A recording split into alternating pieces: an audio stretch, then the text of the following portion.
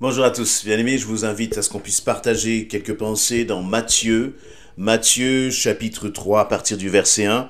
Il nous est dit, en ce temps-là, parut Jean-Baptiste. Il se mit à prêcher dans le désert de Judée. Il disait, changez car le royaume des cieux est proche. C'est Jean que le prophète Ésaïe a annoncé lorsqu'il a dit, on entend la voix de quelqu'un qui crie dans le désert. Préparez le chemin pour le Seigneur. Faites-lui des sentiers droits. Jean portait un vêtement de poil, un vêtement de poil de chameau, maintenu autour de la taille par une ceinture de cuir.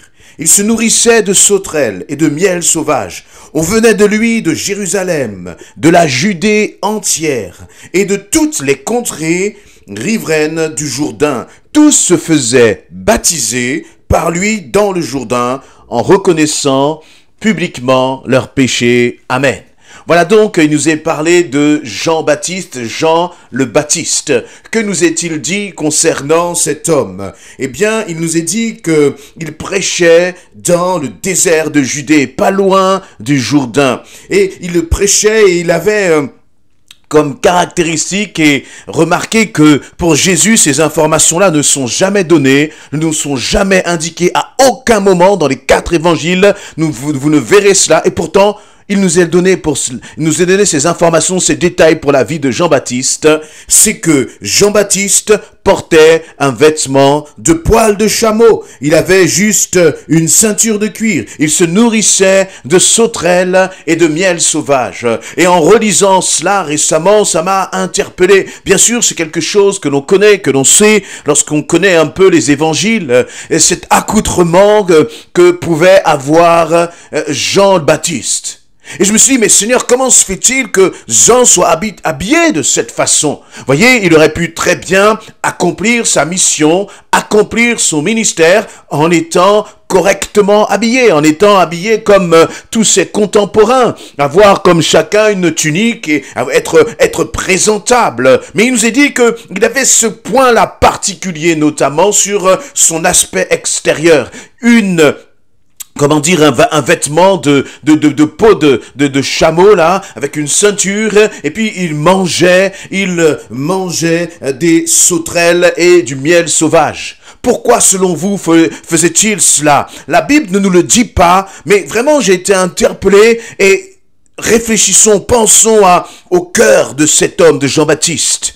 Il nous est dit qu'il a été appelé pour justement comme à travers la prophétie d'Ésaïe. Ésaïe avait déjà prophétisé plusieurs centaines d'années auparavant qu'on entendra une voix dans le désert, une voix qui va crier dans le désert pour préparer le chemin de Jésus, le chemin du Seigneur, pour faire connaître justement le chemin, comme pour ouvrir la voie. Et donc c'était le rôle que Jean-Baptiste avait. Jean-Baptiste était un homme qui était conscient de sa mission, qui était conscient de l'enjeu, de l'importance, de l'appel que le Seigneur avait mis sur sa vie. Et donc, il n'avait pas, excusez-moi, de temps à perdre avec des futilités. Il n'avait pas du temps à aller faire du shopping, se maquiller, bien se préparer pour être le plus présentable possible. Il prenait même pas le temps de se concocter des bons petits plats pour manger. Ce qui était important pour Jean-Baptiste,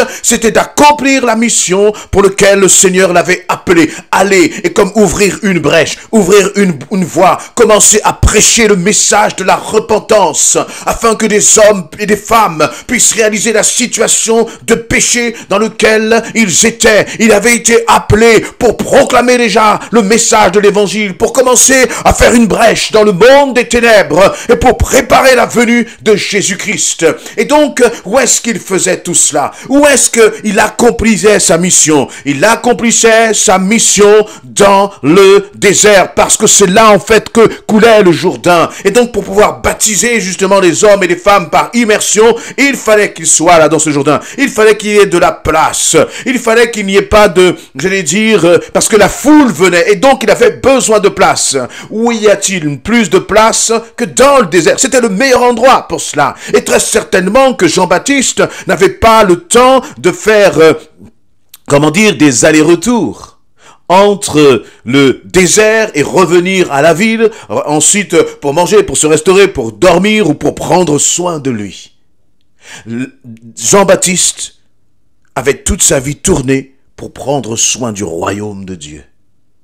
Et ça se voyait dans ses préoccupations. Ça se voyait dans ses choix de vie. Jean-Baptiste était un homme qui mettait Dieu avant toute chose et le royaume de Dieu avant toute chose. Dans une société qui nous pousse beaucoup à la consommation, dans une société qui nous pousse beaucoup à prendre soin du moi d'abord, dans une société où l'apparence est tellement importante, eh bien lui, Jean-Baptiste, tous ses regards, ses préoccupations, son temps étaient tournés vers le Seigneur. Je ne dis pas, bien sûr, qu'il ne faut pas prendre le temps de s'habiller ou autre, mais voici ce que je tire déjà comme leçon de la vie de Jean-Baptiste. Un homme qui était tourné vers le Seigneur.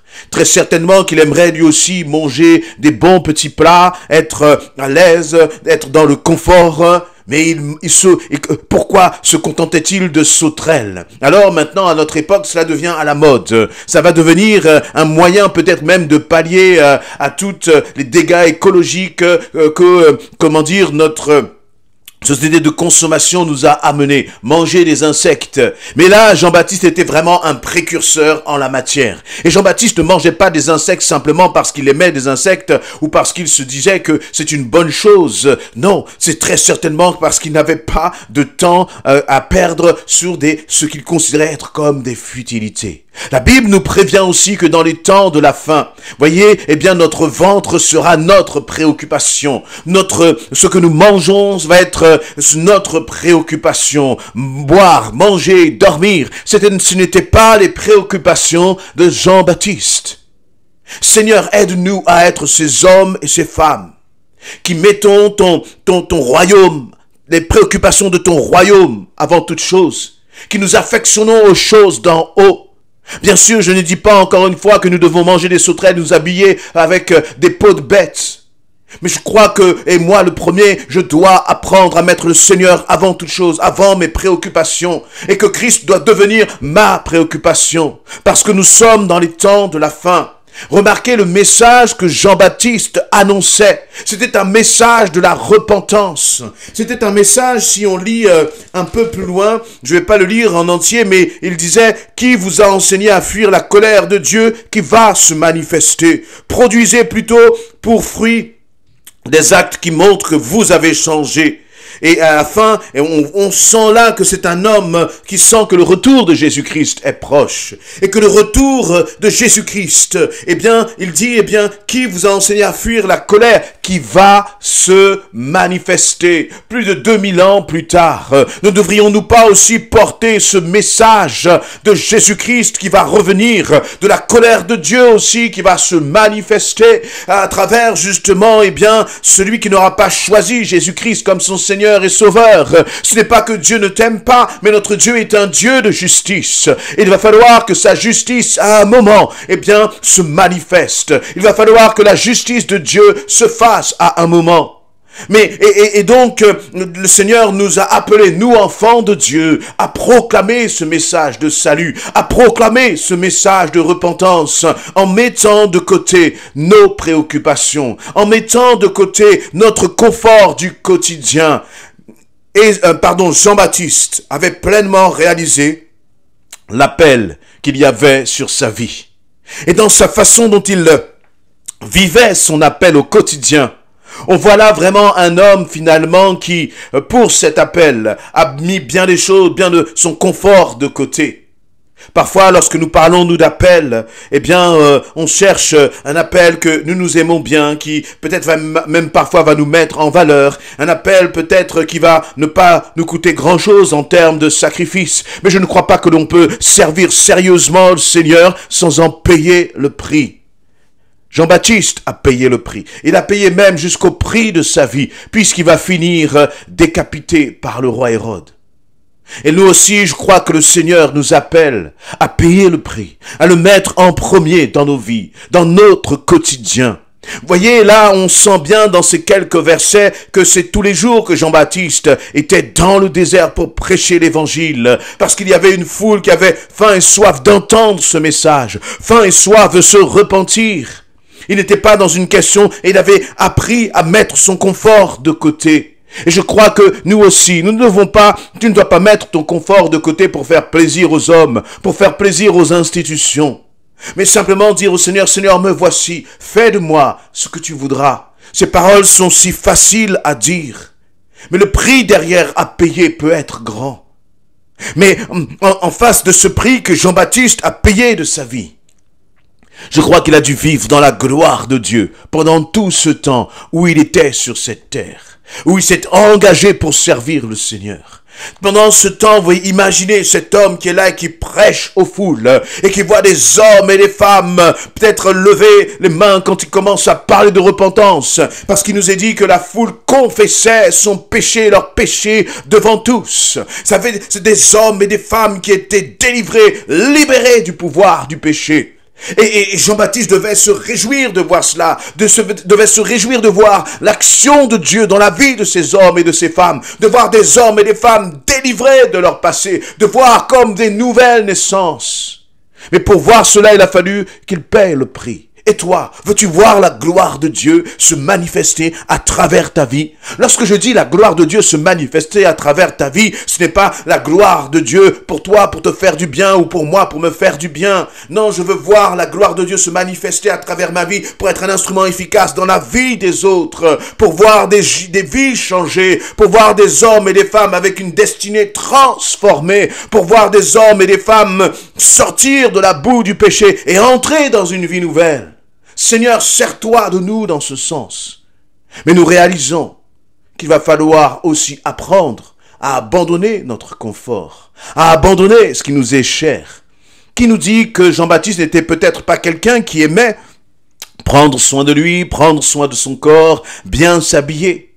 Mais ce qui est certain, c'est que quel que soit ce qu'il aimait, il a été un homme efficace, qui a mis Dieu en premier, jusque dans les moindres détails. Toi aussi, sois un homme, une femme, qui même dans les moindres détails, met Dieu en premier. Tout ce qui peut peut-être te faire perdre du temps à la place du service pour le royaume de Dieu. Est-ce que ça en vaut vraiment la peine? En tout cas, Jean-Baptiste, lui, s'était positionné. Un homme revêtu d'un manteau de poils de chameau avec juste une ceinture, il mangeait du miel sauvage, se nourrissait de sauterelles. Il pouvait paraître bizarre aux yeux des autres, mais il était un instrument efficace entre les mains de Dieu, parce qu'il avait choisi de mettre Dieu avant toute chose. Il avait choisi de racheter le temps, parce qu'il avait réalisé que Jésus revient bientôt. Et toi, l'as-tu réalisé ?